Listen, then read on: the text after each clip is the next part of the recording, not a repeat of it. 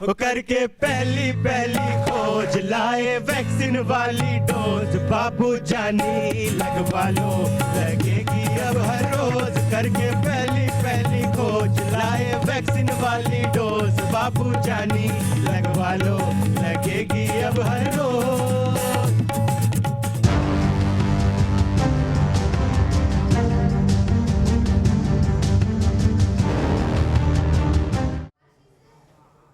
News nation पर आपका बहुत बहुत स्वागत है। आपके साथ मैं हूं राकेश पांडे। दोपहर के 12 बज चुके हैं और सबसे बड़ी खबर यह है भारतीय वैक्सीन से जुड़ी हुई बड़ी खबर यह कि आज से ग्लोबल सप्लाई शुरू हो गई है। भारत ने यह एक बार फिर से दिखा दिया है कि वो दोस्ती करता है तो दोस्ती निभाना जानता है और जरूरत में दोस्तों की मदद करना भी जानता है। लिहाजा भारत ने फैसला किया है जो 6 मित्र देश हैं सबसे पहले उन्हें वैक्सीन भेजी जा रही है। भारत की ओर से बतौर गिफ्ट ये वैक्सीन भेजी जा रही है। भारत ने भूटान को 1.5 लाख वैक्सीन की डोज भेज दी है जो कि भूटान पहुंच भी चुकी है। भारत ने मालदीव को 1 लाख डोजेस भेजी है कोरोना वैक्सीन की।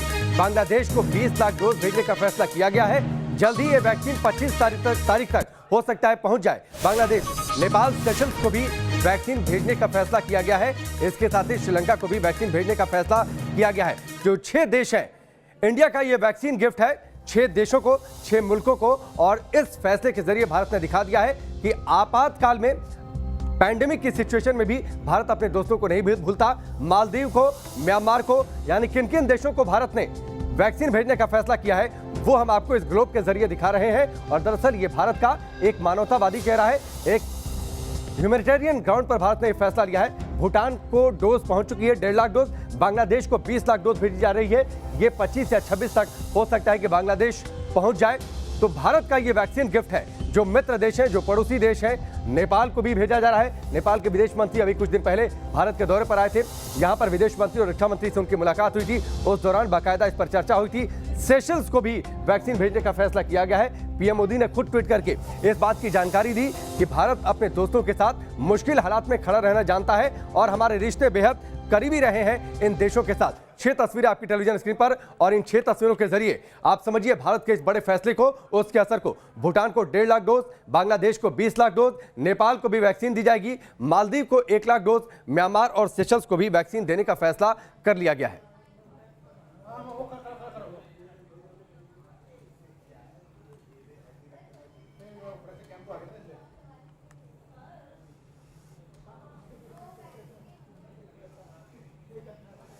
और चलिए इस वक्त मेहमान जो हमारे साथ जुड़ चुके हैं उनका परिचय हम आपसे करवा देते हैं।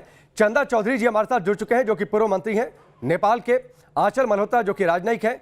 फखर यूसुफजई पाकिस्तान से हमारे साथ जुड़ चुके हैं। शहरयार कबीर जो कि वरिष्ठ पत्रकार हैं बांग्लादेश के, वो हमारे साथ जुड़ चुके हैं। राजुल गोयनका जो कि सदस्य हैं म्यांमार भारत बिजनेस चैंबर के, वो भी हमारे साथ जुड़ चुके हैं। रसिका जायकड़ी जो कि एसजेबी पार्टी श्रीलंका में है, उसके सदस्य हैं। अहमद अमजद हमारे साथ जुड़ चुके हैं जो कि अध्यक्ष हैं friendship association of India and Maldives के। डॉक्टर विनोद मिश्रा जी जो कि सेक्रेटरी जनरल हैं वर्ल्ड हिंदी मॉरिशस के। इन सबका हम रुख करें और सवाल हम शुरू करें और भारत के इस बड़े फैसले के बारे में बातचीत करें, लेकिन उससे पहले एक रिपोर्ट आप देखिए।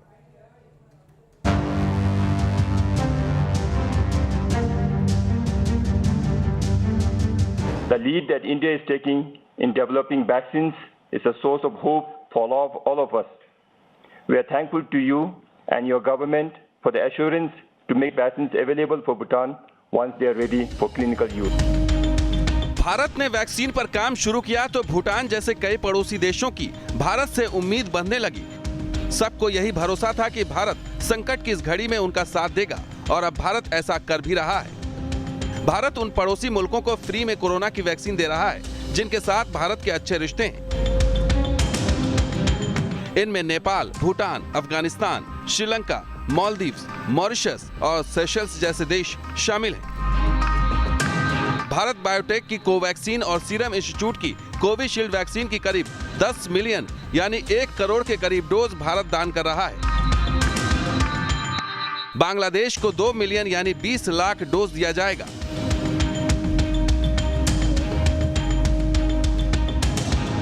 पड़ोसी देशों को बुधवार से वैक्सीन देने की जानकारी पीएम मोदी ने ट्वीट करके दी। मित्र देशों को दी जाने वाली वैक्सीन को वैक्सीन मैत्री नाम दिया गया है। वैश्विक समुदाय की स्वास्थ्य संबंधी जरूरतों को पूरा करने में भारत को एक लंबे समय तक भरोसेमंद साझेदार के रूप में सम्मानित किया जाता है। पड़ोसी देशों में कोरोना वैक्सीन की आपूर्ति शुरू हो जाएगी और आने वाले दिनों में इसका अनुसरण किया जाएगा। नेपाल को भी भारत वैक्सीन भेज रहा है। भारत अफगानिस्तान और श्रीलंका को भी वैक्सीन से मदद करेगा।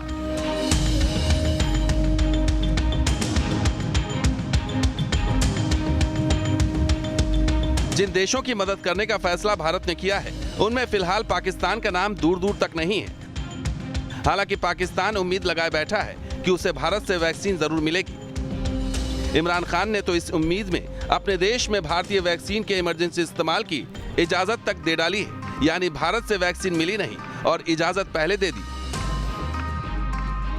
हालांकि पाकिस्तान चीन से ज्यादा उम्मीद लगाए बैठा है कि चीन उसे सिनो फार्मा की वैक्सीन देगा, लेकिन चीन भारत की तरह मुफ्त में पाकिस्तान को कुछ नहीं देगा।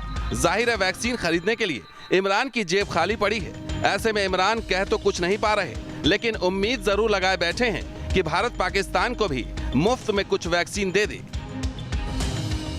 जानकारों का मानना है कि पड़ोसी देशों को वैक्सीन डोनेट करके भारत चीन के सामने बड़ी चुनौती खड़ी करेगा, क्योंकि मुश्किल वक्त में भारत पड़ोसी देशों का सहारा बना है, जबकि कोरोना संकट के बाद से चीन की पकड़ कई देशों पर कमजोर हुई है और इसका फायदा भारत को भविष्य में जरूर मिलेगा। Team news nation. प्रधानमंत्री मोदी ने जब हिंदुस्तान में वैक्सीनेशन ड्राइव को लॉन्च किया था तो उसकी थीम थी सर्वे भवन्तु सुखिनः सर्वे सन्तु निरामया। भारत की जो संस्कृति रही है, भारत की जो परंपरा रही है, वसुधैव कुटुंबकम की परंपरा रही है, यानी हम पूरी धरती को अपना परिवार मानते हैं और इसीलिए भारत ने सबसे पहले जो पड़ोसी मुल्क हैं, जो दोस्त हैं, उन्हें वैक्सीन देने का फैसला किया है। मेहमान हमारे साथ जुड़ चुके हैं और अगले 1 घंटे तक अलग अलग देशों के इन प्रतिनिधियों से हम जुड़ेंगे, बातचीत करेंगे और ये जानेंगे कि भारत का फैसला उनके लिए कितना महत्वपूर्ण है और किस तरीके से मिलकर हम कोरोना पर विजय पालेंगे। सबसे पहले चंदा चौधरी जी, मैं आपका रुख करता हूं।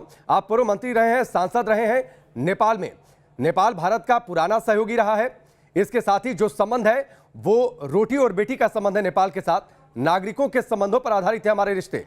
भारत के इस फैसले को आप कैसे देखते हैं, नेपाल को वैक्सीन देने का? धन्यवाद आपको।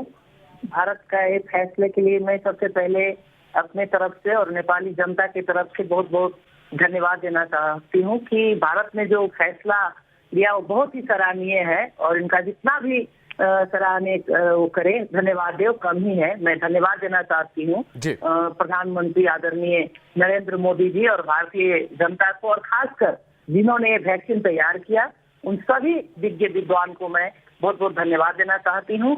और भारत ने जब भी नेपाल के प्रति जो अपनात्व दिखाए हैं, जो अपना भाईचारा दिखाए हैं, जो आपने बताया कि संबंध का रोटी बेटी का संबंध है, उसके तहत जो भारत ने जब भी कोई भी समस्या में भारत ने नेपाल के साथ खड़े रहे, इसके लिए मैं धन्यवाद देना चाहती हूँ। और खासकर अभी जो कोरोना देश मतलब दुनिया भर महामारी चली, और इतना ही नहीं, आज वैक्सीन का बात आया है। जब से कोरोना वायरस का महामारी शुरू हुआ तब से ही भारत सरकार ने नेपाल पर को बहुत सारा सहयोग, जैसे स्वास्थ्य सामग्री, स्वास्थ्य मंत्रालय लगायत, प्रदेश लगायत संपूर्ण में जनता में जो कोविड से बचने के लिए जो चंदा जी मैं थोड़ा सा आपको इंटरप्ट कर रहा हूँ। करीब 2.5 लाख से ज्यादा केसेस हैं नेपाल में, अगर मैं ठीक हूँ, कोरोना का इन्फेक्टेड केसेस को लेकर। अभी आपके विदेश मंत्री कुछ दिनों पहले भारत के दौरे पर आए थे, यहाँ पर विदेश मंत्री और रक्षा मंत्री से मुलाकात हुई थी। उस दौरान राजनाथ सिंह ने इस बात का जिक्र भी किया था कि विवाद ठीक है, हाल फिलहाल में देखिए कुछ विवाद जरूर देखने को आए, कुछ खटास रिश्तों में जरूर आई, लेकिन जो संबंध नागरिकों के संबंधों पर आधारित होते हैं जिन देशों के बीच में, वो सहयोग करते हैं एक दूसरे के लिए। जी, बहुत अच्छी बात बताई आपने। हमारे परराष्ट्र मंत्री जी गए थे भारत और मुलाकात भी हुई राजनाथ जी से और विदेश मंत्री जी से। बहुत अच्छा रहा भ्रमण।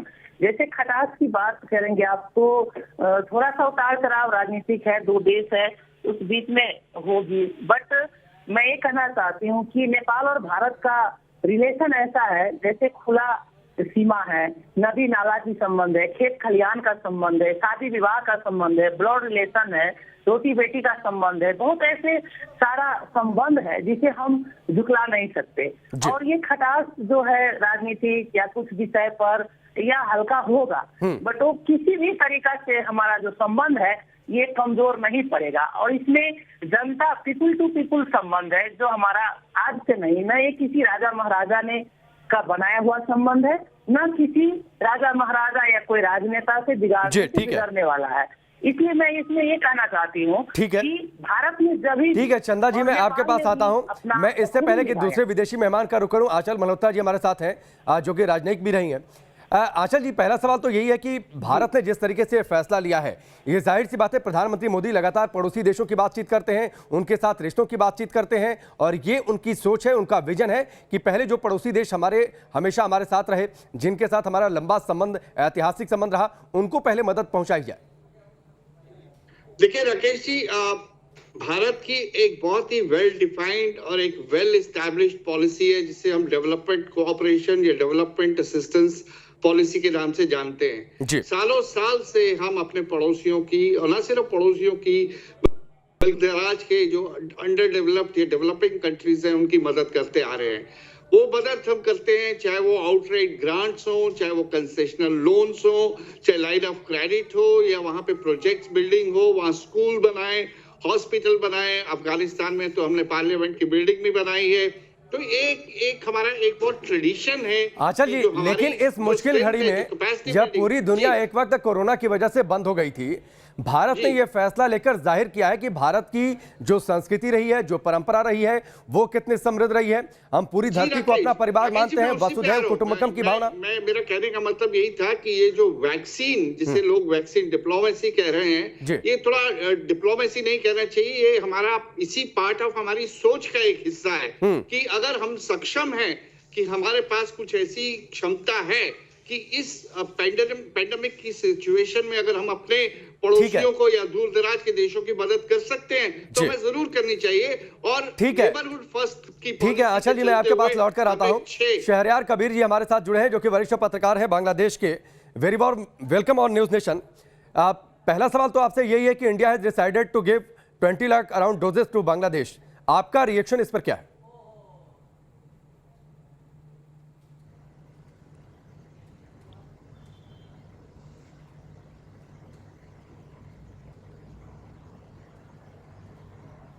Shahryar Kabir ji.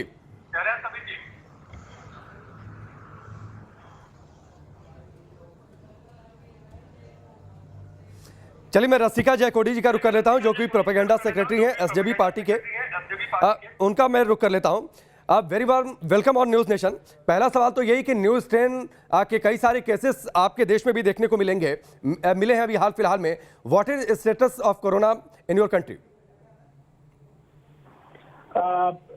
Sri Lanka, we greatly appreciate India has come forward to help us in obtaining the COVID-19 vaccine. But the issue is Sri Lanka doesn't really have a solid plan to proceed on this front. That's the issue raised by the opposition. Sri Lanka has already applied for vaccine, COVID-19 vaccine under the COVAX program, which is supported by the WHO. There is one aspect of it, but that only covers, at best, 20% of Sri Lanka's population, and that's not enough to effectively counter the pandemic and to resume activities in Sri Lanka. So this is where India has come into play. From what we understand, Sri Lankan government is planning to obtain the Oxford vaccine produced in India. This is where the negotiations are taking place. When the Indian Foreign Minister Mr. Jaishankar visited Sri Lanka recently. ठीक है रसिका जी, मैं आपके पास लौट कर आता हूं। अहमद अमजद जी हमारे साथ जुड़े हैं, जो कि प्रेसिडेंट है friendship association of India and Maldives के। Very warm welcome on news nation. Your country is the first country which is getting vaccine by India. Air India flight is reaching at 2 p.m. at Vilena International Airport. Your first reaction on this? Assalamu alaikum and thank you very much. So it's a very good news for the people of Maldives that India is supplying the COVID vaccine to Maldives as the first country. and this is a very happy news for all the Maldivians today. So this shows that how the close relation between India and Maldives, and I'm sure this will be a very good and happy news for all the people of the country. So this is a very, very good time and for the country, you know. And India has always been there to support Maldives, and we can say that India is a true friend of Maldives, you know, because whenever we have trouble in Maldives, India is the first neighbor country who is supporting us this much. And even with this pandemic also, India has supported Maldives a lot, and supplying this vaccine to the Maldives is a very good hope for the Maldivian people. And Maldives has been doing a very good controlling in this pandemic COVID-19 with good action has been taken by the Maldives government to control this vaccine in the Maldives. And I think this is a good sign, and it's a great day for Maldives.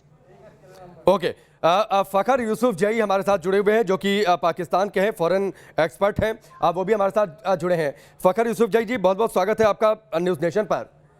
Pakistan की रणनीति क्या है corona vaccine को लेकर? भारत में जो vaccine बनी है सीरम इंस्टीट्यूट ऑफ इंडिया की, उसे मंजूरी दे दी गई है, आगे आप लोगों की रणनीति क्या है?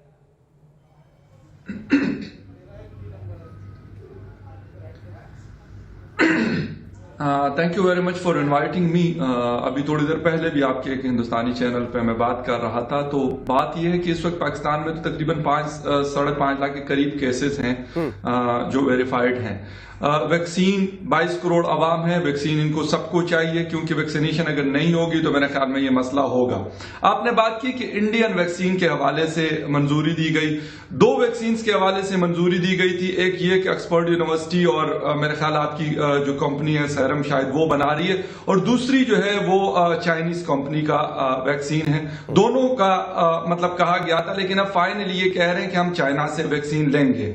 लेकिन मेरी इतलात के मुताबिक जो मैंने थोड़ी सी मतलब जांच की है, उसके मुताबिक कुछ लोग तो ये कह रहे हैं कि ये मार्च एंड तक शायद हमें मिल जाए, लेकिन कुछ लोगों ने ये भी कहा, हुकूमती लोगों ने, कि मे बी कि अगस्त या सितंबर तक हमें ये वैक्सीन मिले। आपने बात की हिंदुस्तान से लेने की, तो आपको पता है कि पाकिस्तान और हिंदुस्तान का आपस में ये, मैं इसको इस ड्रामा इसलिए कहता हूं, इसको वर्ड ड्रामा इसलिए मैं यूज कर रहा हूं कि एक होती है इंसानी बुनियादों पर किसी चीज की जरूरत। अगर कोई मर रहा है और आप ये देख रहे हो कि यार हिंदुस्तान से तो हमारी बनती नहीं है, हिंदुस्तान से तो हमारे बहुत सारे मसाइल हैं, लेकिन हम वहां से वैक्सीन अगर उनके पास अवेलेबल है, वो पूरे इस रीजन को दे रहे हैं, वो बांग्लादेश को दे रहे हैं, नेपाल को दे रहे हैं, अफगानिस्तान को दे रहे हैं, ये साथ हमारे अफगानिस्तान है, लेकिन पाकिस्तान उनसे नहीं लेगा, क्योंकि पाकिस्तान की नाक कट जाएगी, पाकिस्तान छोटा दिखने लगेगा।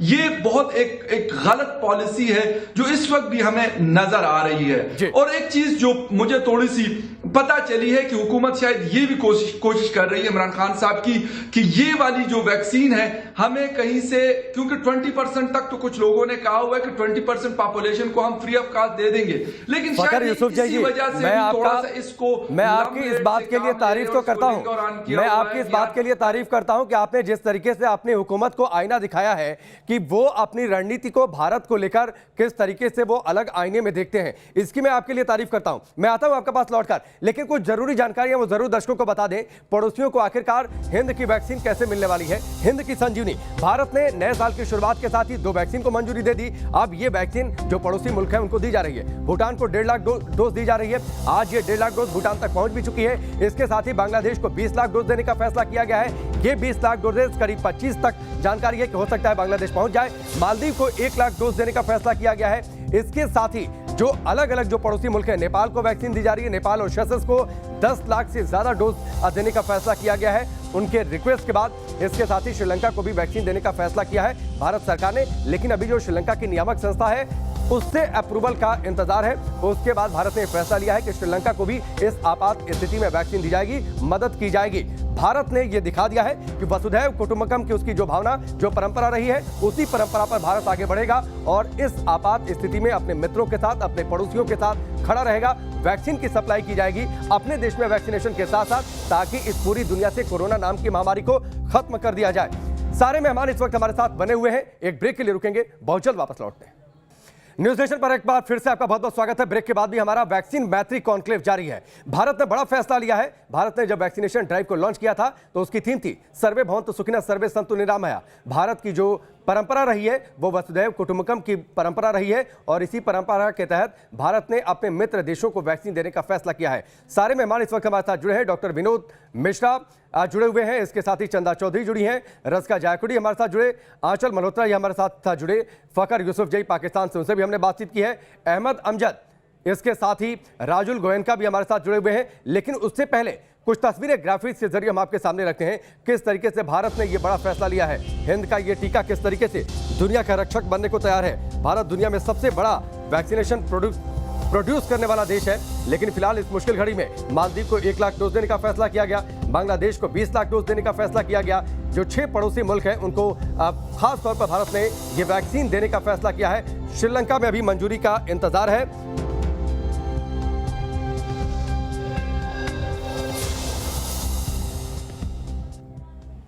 और चलिए एक बार फिर से अपने मेहमानों का रुख करते हैं। राजुल गोयनका जी हमारे साथ जुड़े हैं जो कि सदस्य रहे हैं म्यांमार भारत बिजनेस जो चैम्बर रहा है उसके सदस्य रहे हैं। बहुत बहुत स्वागत है राजुल गोयनका जी आपका न्यूज नेशन पर। पहला सवाल तो यही कि म्यांमार में फिलहाल कोरोना को लेकर स्थिति क्या है और भारत ने जिस तरीके से 6 जिन देशों को फैसला किया है वैक्सीन देने का उसमें म्यांमार भी है, कई लाख डोजेस पहुंचेंगी, आप इस फैसले को कैसे देखते हैं? मिंगलाबाद नमस्कार। म्यांमार में कोरोना की स्थिति काफी संभली हुई है। हालांकि अब तक 1,35,000 लोगों से ज्यादा पॉजिटिव पाए गए हैं, बट म्यांमार की सरकार काफी अच्छा काम कर रही है इसको संतुलन में लाने के लिए और कंट्रोल करने के लिए। ये जो फैसला है जो भारत सरकार ने लिया है, प्राइम मिनिस्टर मोदी ने लिया है म्यांमार को वैक्सीन देने के लिए, हम उसका तहे दिल से स्वागत करते हैं और बहुत ज़्यादा खुशी है कि भारत ने म्यांमार को वैक्सीन देने का निर्णय लिया है। ये हमें कोरोना की स्थिति राजुल जी, भारत और म्यांमार के जो संबंध हैं वो भारत का जब स्वाधीनता संग्राम चल रहा था तब से ऐतिहासिक जुड़ाव रहा है दोनों मुल्कों का। मौजूदा दौर में आज वैक्सीन की खेप एक भेजी जा रही है। भारत से हो सकता है कि आज एक खेप रवाना हो जाए। आपकी पॉपुलेशन को देखते हुए कितनी जरूरत और साथ ही जो भारत की परंपरा रही है, हम हमेशा अपने दोस्तों अपने करीबियों के साथ खड़े रहते हैं।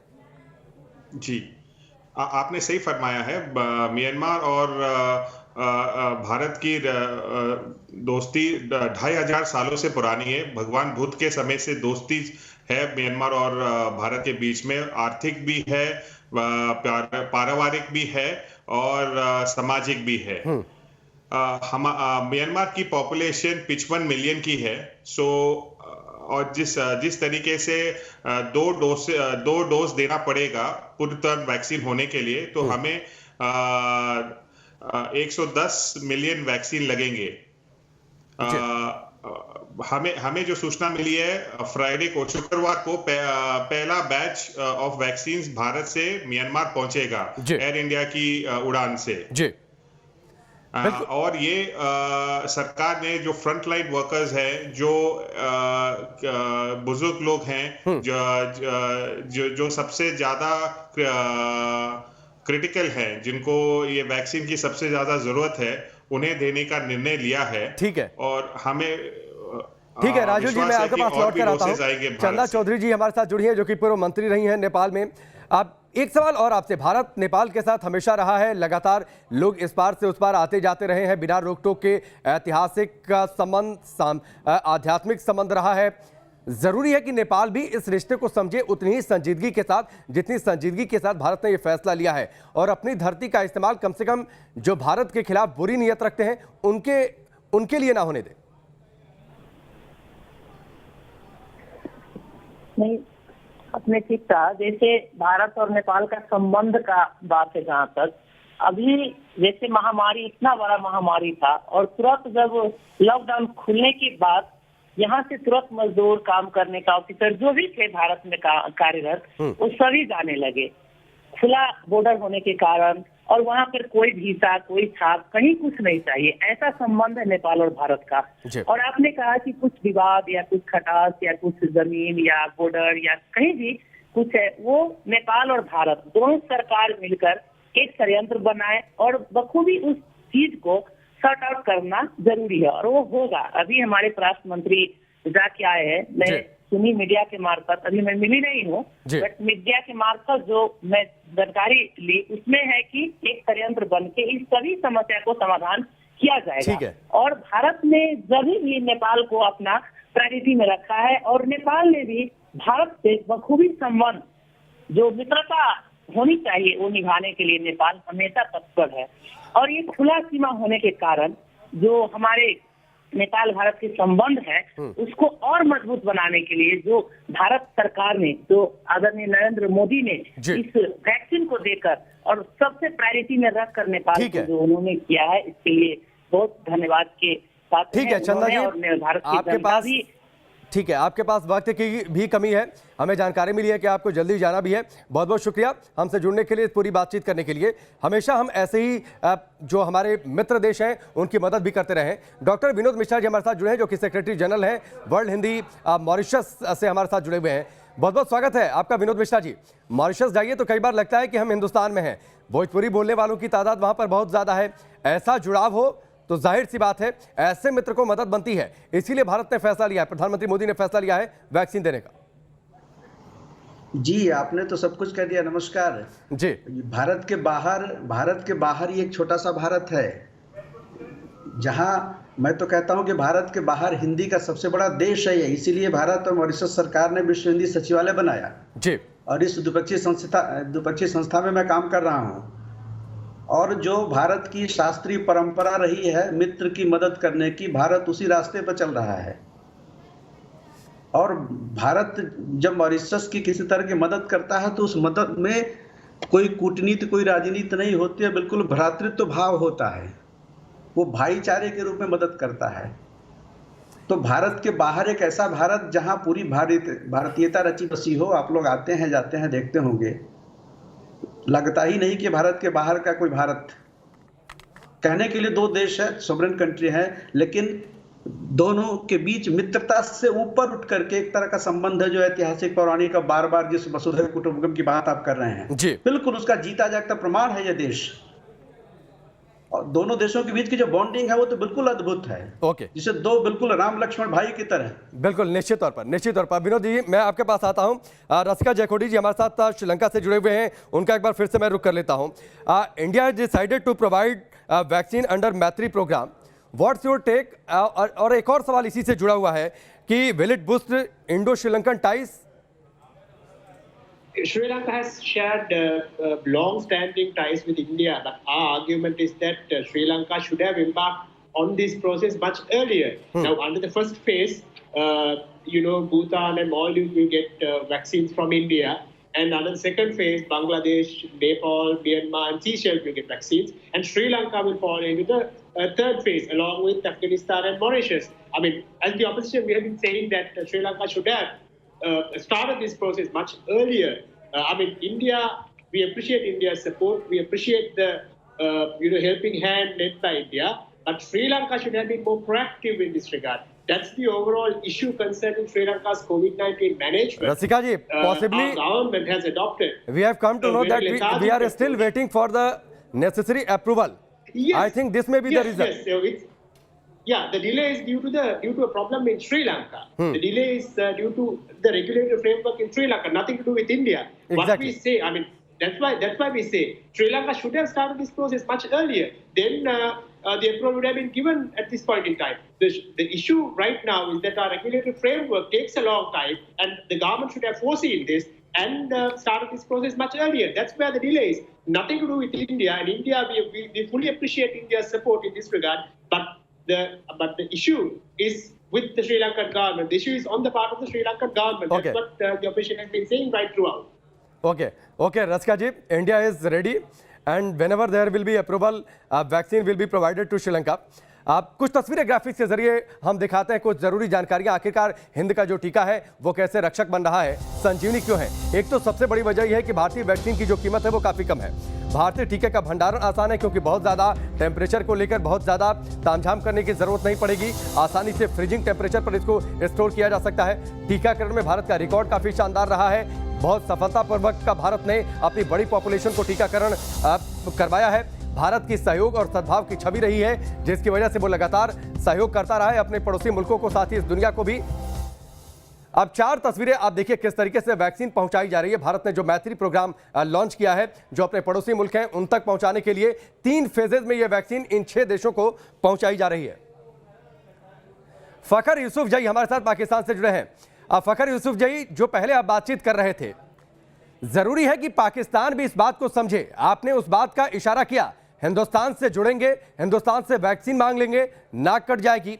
पाकिस्तान अगर शुरुआत से अगर बेहतर रिश्ते बनाकर रखता तो शायद आज पाकिस्तान को यह सोचना नहीं पड़ता कि हम हिंदुस्तान से वैक्सीन ना मांगे, हम चीन की ओर देखें।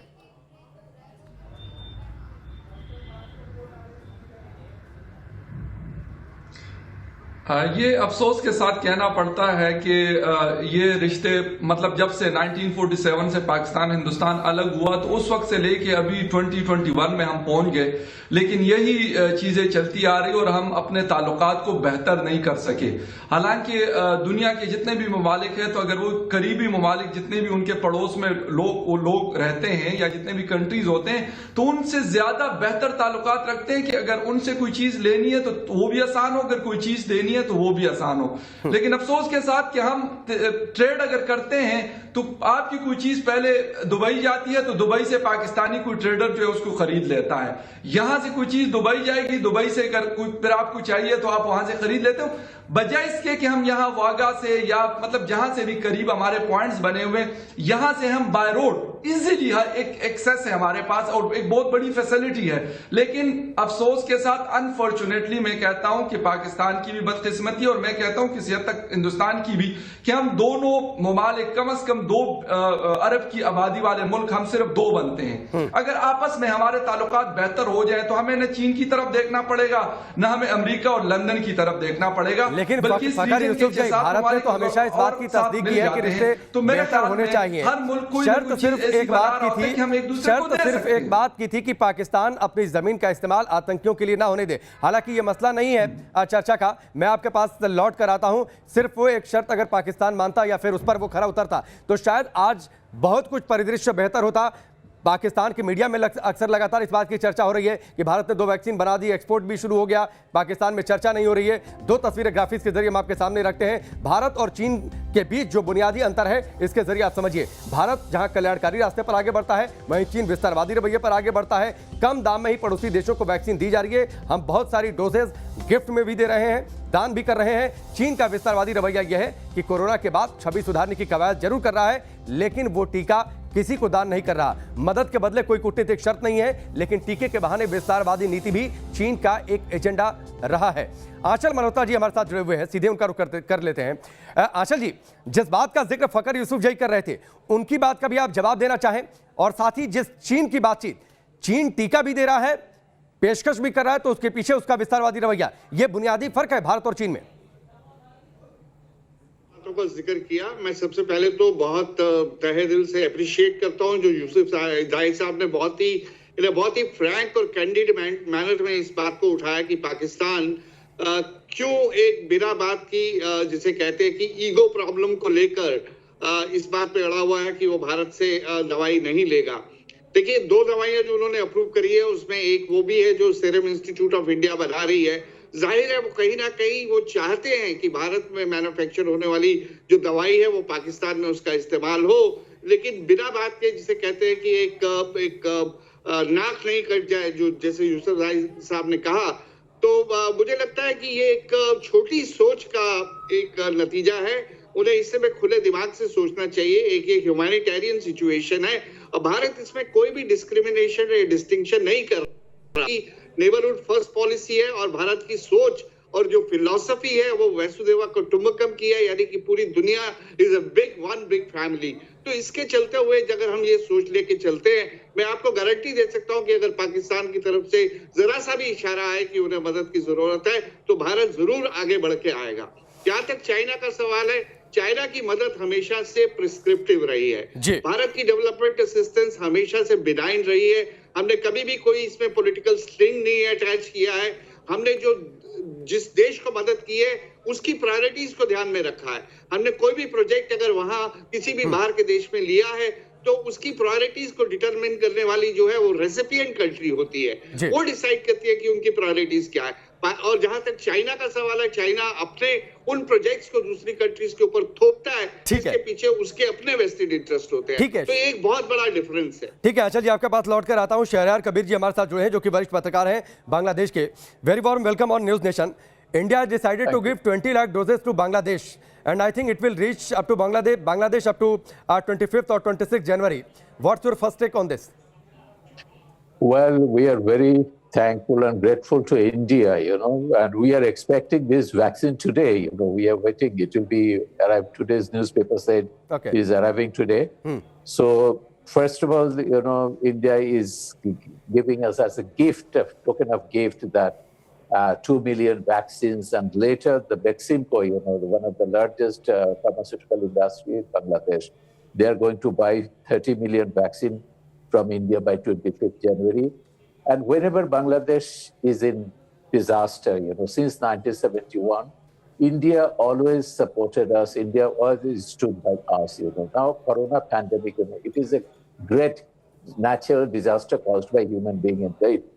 But India, the first country, they volunteered and they say that we are going to present this amount of vaccine, and it is a token of friendship. And definitely, I do believe that this token of friendship, this friendship will develop, further understanding between our two countries. Okay, and I feel that this will boost our ties also, Mr. Shahryar Kabir. मैं आपके पास लौट कर आता हूँ। Doctor Vinod Mishra ji का रुख कर लेता हूँ, जो कि मॉरिशस से हमारे साथ जुड़े हुए हैं। आपने बेहद अच्छी बातें कही। आप हिंदुस्तान से बाहर जाइए तो एक अलग हिंदुस्तान, छोटा हिंदुस्तान नजर आता है। हिंदी से लेकर भोजपुरी भाषा वहाँ पर जमकर बोली जाती है। एक अलग मोड़ पर भी पहुँचेगा मॉरिशस और भारत का जो रिश्ता है, जिस तरीके से पैंडेमिक की सिचुएशन में, क्योंकि असली पहचान तभी होती है जब आप मुश्किल घड़ी में साथ दें, मुश्किल घड़ी में दोस्त बनकर आप साथ खड़े रहें। जी बिल्कुल है। और भारत तो ऑल वेदर टेस्टेड मित्र है।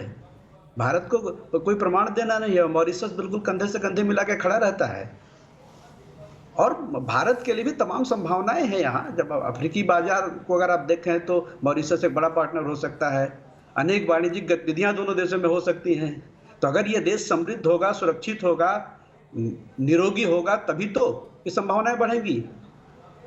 और यहाँ भारत और मॉरिशस को जो तकनीकी नवाचार केंद्र के रूप में विकसित करने की बात हो सकती है। शिक्षा सूचना प्रौद्योगिकी के बड़े केंद्र बन सकते हैं यहाँ।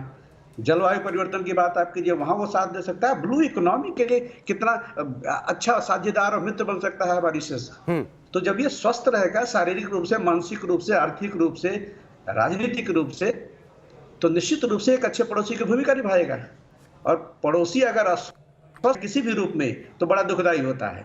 हमने थोड़ी देर पहले विनोद मिश्रा जी ये भी जिक्र किया, चीन ने भी अपनी वैक्सीन लॉन्च की है, लेकिन बहुत सारे देश ऐसे हैं जो चीन की वैक्सीन लेना नहीं चाह रहे हैं। वजह एक तो चीन की मंशा कभी साफ होती नहीं है, वैक्सीन को लेकर कितना भरोसा ये भी उनके मन में शक है। भारत ने इस वैक्सीन के फील्ड में, फार्मास्यूटिकल फील्ड में भरोसा भी पूरी दुनिया में कायम किया है। भारत तो एक ऐसे मुल्क के रूप में अपना भरोसा कायम किया है, उसके सामने चीन कहीं खड़ा ही नहीं हो सकता।